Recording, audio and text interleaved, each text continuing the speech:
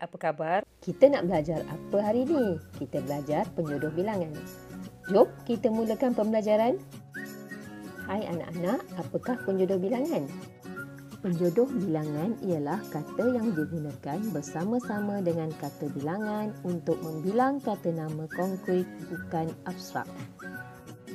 Penjodoh bilangan digunakan untuk menentukan sesuatu benda mengikut bentuk, rupa, saiz dan sebagainya. Mari kita belajar bersama-sama penjodoh bilangan bagi buah pisang.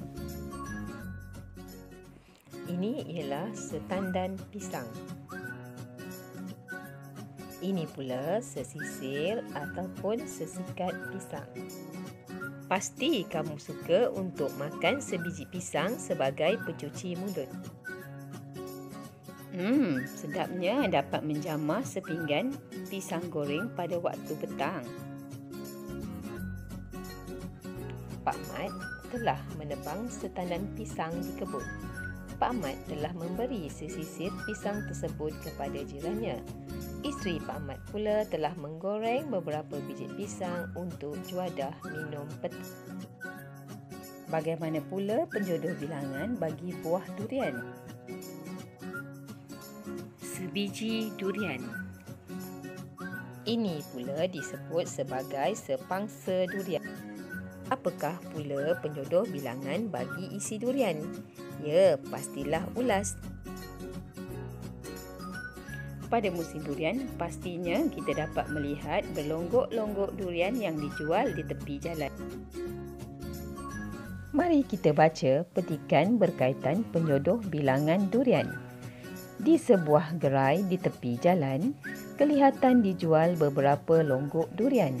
Ayah telah membeli 3 biji durian.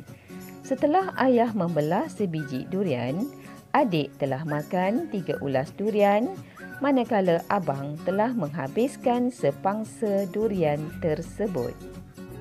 Mari kita lihat penjodoh bilangan bagi buah yang lain seperti buah cempedak.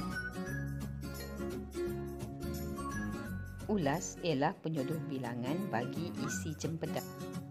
Bagi cempedak goreng pula boleh digunakan penjodoh bilangan ketul. Namun yang lebih tepat ialah ulas. Seterusnya kita belajar penjodoh bilangan bagi buah rambutan. Sebiji rambutan. Ini pula rambutan yang bertangkai, jadi setangkai rambutan. Manakala rambutan yang diikat, penjodoh bilangannya ialah seikat rambutan. Mari kita lihat pula penjodoh bilangan bagi buah-buahan yang dipotong.